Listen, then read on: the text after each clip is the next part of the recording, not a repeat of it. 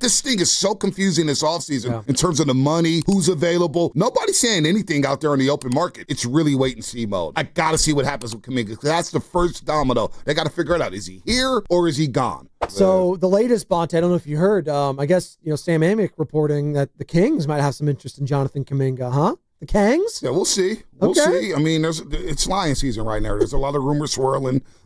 Pardon me. The agents are out there chirping left and right. They're telling everybody everything, what's going on with this and that. So, look, buckle up, because things are going to go down. We've already seen Kevin Durant traded, and I love that trade for Houston, without a doubt. Oh, my God. I can't believe San Antonio wasn't in on that. Desmond Bain going, obviously, leaving the Memphis Grizzlies, going to Orlando. I think we're going to see a lot of action here. A lot of action in the offseason. But I don't know.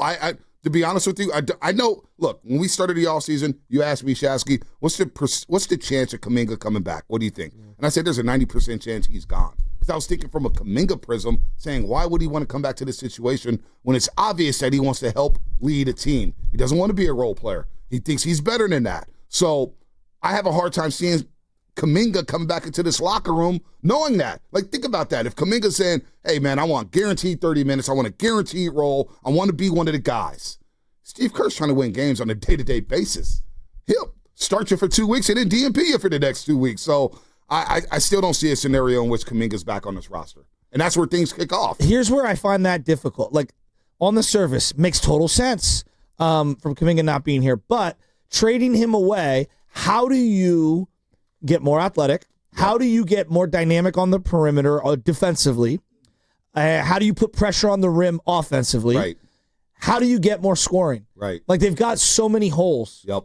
And that's one thing they're going to need to use with Kuminga. If they don't bring him back, how do you get those pieces? Size, athleticism, point of attack defense. They're going to have to get creative here, especially with the amount of money that they have to work with. And they seem committed to bringing back Steph, Jimmy, and Draymond together. So I just wonder if a big deal's brewing. Like, I'm talking big. Yeah, Because, seeing what's going on with Boston is clearly – the owner came out and said it. We cannot be in the luxury tax 2 out of the next 5 years, or whatever the rhythm is where you get all your picks frozen. Yes. Yeah. You can't be in it 2 out of 5 years, or you have to be out of it 2 out of 5 years, whatever it is. I just wonder if, Jaylen Brown, Derek White, are those guys – I know Jaylen would cost a fortune, but he is exactly what you need opposite Steph. I don't mind Derek White. I would love Derek White. But why would they take on Kuminga's contract while offloading Derek White? No, it makes total sense. So that's where I have a hard time. Right. I would love Derek White. It would have to be a 3-team deal or whatnot. Somebody else would have to take on Kuminga's ball money. Handler, a guy who's played in Kerr's system in the Olympics, played opposite Curry, can defend, size, knock down shots. He'd be perfect. Fits the window of winning now. And this new CBA has people freaking out. Yeah. Even the Boston Celtics, who have new ownership, obviously, and they're smart. You get off of Drew Holiday's contract. Drew Holiday's making over 30+ over the next 3-4 years, and he's getting older and older and older. So you find a sucker in Portland, and look, he'll be fine in Portland, mentoring Scoot Henderson. I wonder what it means for Scoot Henderson, but Boston's smart. Porzingis can't stay on the court, so you move off that money.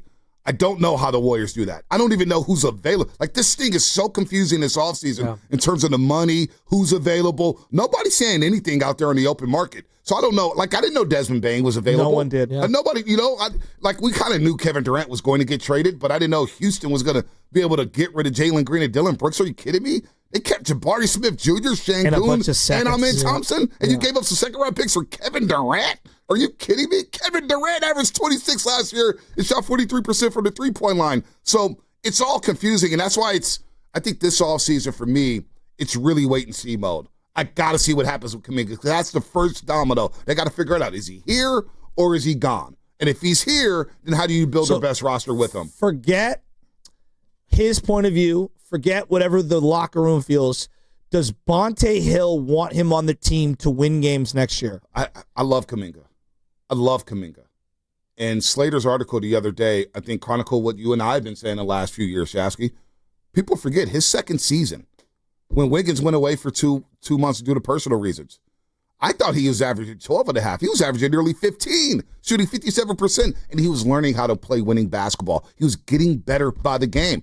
Then Wiggins comes back, and he disappears. And Jordan Poole was, he was gone by then, and you lose in the second round to the LA Lakers. I think Kuminga can be a winning player. Was anybody not impressed by what he did in that Minnesota series? So on a team that doesn't have a lot of athleticism and needs guys who can put pressure on the rim and can guard on the ball, why would I be willing to give that guy up in today's NBA when we just watched the Pacers and the Thunder and the Knicks and the T-Wolves and all their personnel? So I would love to have Kuminga on this roster, but I also understand that it's going to be hard to play Kuminga, Draymond, Jimmy, and Steph together at the same time because of the spacing issues. The latest, we had Sam Quinn, Sam Quinn, CBS Sports, NBA reporter. You guys have had him on in the past. And he was talking about, and I asked him, is there a possibility like this, like Miami Heat rumors, like they could trade Kuminga and bring Wiggins back? He's like, oh, yeah, that could happen, which would be just to talk about like the sports talk radio host to me be like, oh, great. He brought a player that's half hated by the fan base, half might be strong. And Kuminga, then you bring back Wiggins, the same thing. It would be incredible, right? But if you are like interested, like at the Miami Heat, and Shasky's talking about it, like they got some young pieces over there. But dude, where's his stud? I hear he's untouchable now. Exactly. Really?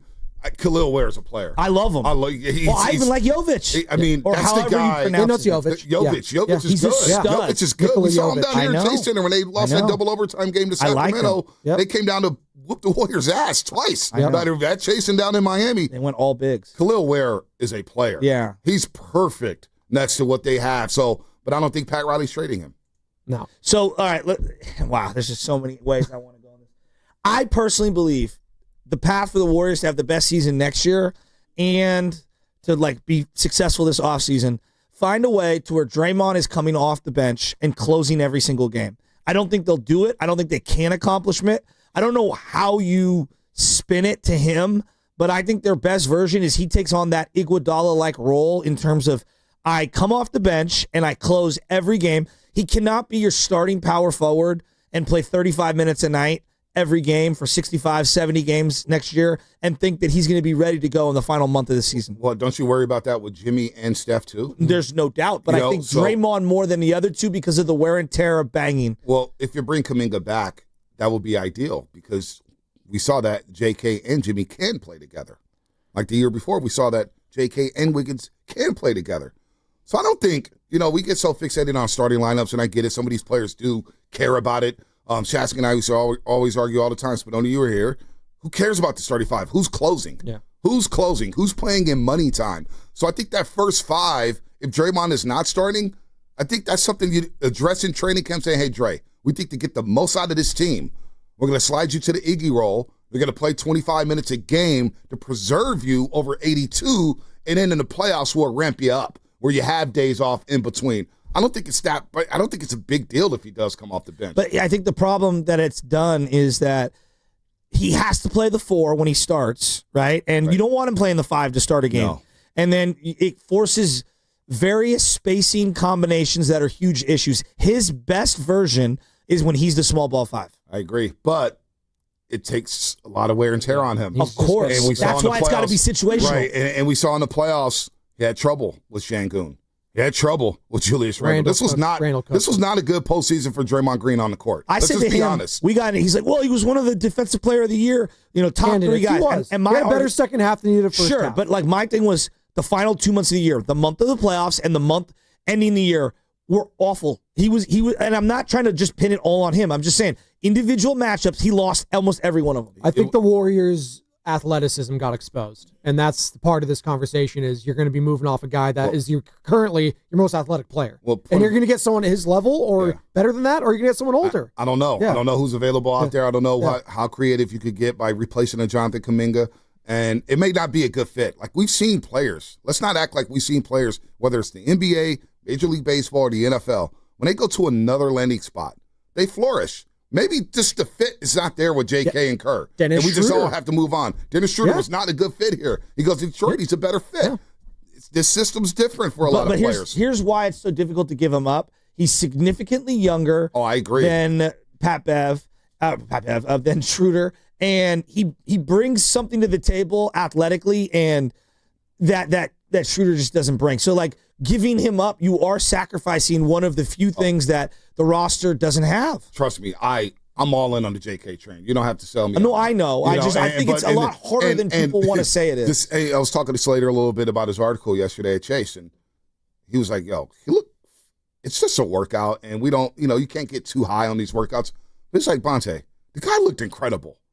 And that's coming from Anthony Slater, who doesn't get too hyperbolic, kind of stays even kill. He's like, dude, the guy looked incredible out in Cleveland, Ohio. And the guy wants to win. And so that's the other, the whole thing about Kuminga that bothers me. I don't care whether or not he's a warrior. Well, they question his lazy. He's lazy. No, they question the laziness. And at times there's some effort levels I hear about practice where he's not working as hard as he should be. And he's a young player trying to figure it out. What bothers me is he comes out and says, I want to be like Kobe. I want to be like the greats. I want to be an all-star. And people scoff at it saying, just play your role. Stay in your lane. Yada. But yet, Brandon Podziemski, who I love, is as confident and arrogant as everybody. And nobody has a problem with it. Everybody's cool with it. You know what? You got to have that confidence playing next to Steph. You got to have that arrogance playing next to Draymond Green. Yada. But when Kuminga does it, it's a problem for people. It's very, very strange. Very strange. And I don't know what it is, but it's strange that he can't be arrogant and confident, but another guy can be. That bothers me. Honestly, I think it does go back to the article a couple years ago. I think that turned a lot of people off when he went to CJ Holmes of the San Francisco Chronicle. You can scoff at it, Joe. Like, I think that rubbed a lot of people the wrong way when he was, pouting to the media. That's what people thought, saying, I'm very disappointed and frustrated that I'm not being able to play in these playoffs. And again, they got bounced in the second round of the Lakers. He didn't get really play in that series at all. Barely played against the Kings in that series. There's some people that don't look at him the same because of that. Whether that's fair or not, I'm just saying. Why are you looking at me like that? What? It's just we make up like we're gonna cling to something from 3 years ago. I agree. He's grown. He was it feels 20, a little ridiculous. He was 19, 20 when he said that. Yeah. Pod struggled in this postseason, and you know what? It's okay for him to struggle. It's his first ever playoff run. I agree. It's tough for young players in the NBA playoffs to really succeed. Pod struggled. Moody struggled. Post struggled. But all of a sudden, Kuminga didn't even get a sniff in the playoffs. He got a couple minutes against the Kings and didn't play basically the rest of the series. Here's where I think I get most frustrated, and I join Bonte on this. We talk about him like he's Jacob Evans or or what's the other guy who I couldn't stand? Patrick McCaw? No, Bell. Jordan Bell. Jordan Bell. Yeah. Jordan Bell was clearly a knucklehead. Okay, just a knucklehead. I think JK is infinitely more dedicated to his craft. I think it's really unfair. There's also this misnomer. Well, Pods is a hustle guy and he hustles no matter what. Yes, he hustles a lot. There are times where I think he plays a defense way too aggressive. It comes flying out, and that aggressiveness actually works against him, and then he gets broken down off the dribble and compromises their entire defensive set. So I think that if I sat down with someone and I went through possession by possession, Kuminga and Pods, because I see a lot of different narratives regarding the two of them, I think they're closer to each other than people want to admit in terms of IQ on the floor defensively. Right. No, I'm with you. And point of attack defense in Minnesota, as the series went along, there's these numbers that I get from the NBA, wide open threes, where a wide open three is considered, when you're considered wide open, it means a defender is not within 6 feet of you. All right? Think about that. In Minnesota, the more the series went on, they got more wide open threes. That means there wasn't a defender within 6 feet of these guys shooting threes. And that's because your guards are getting blown by at the point of attack. So, look, you're right, Shasky. People do talk about JK like he's Jacob Evans. JK just came in the second round of the Western. People that have come here, all the scouts and everything was like, this guy wasn't even playing and he's doing that? What is going on? How many people nationally, Bonte, what's going on with Kuminga? It's not just us. But it's not like you're referencing him or I reference him as Kobe. No, he wants to be great. Yeah. What's wrong with that? What's wrong with a young man wanting to be great?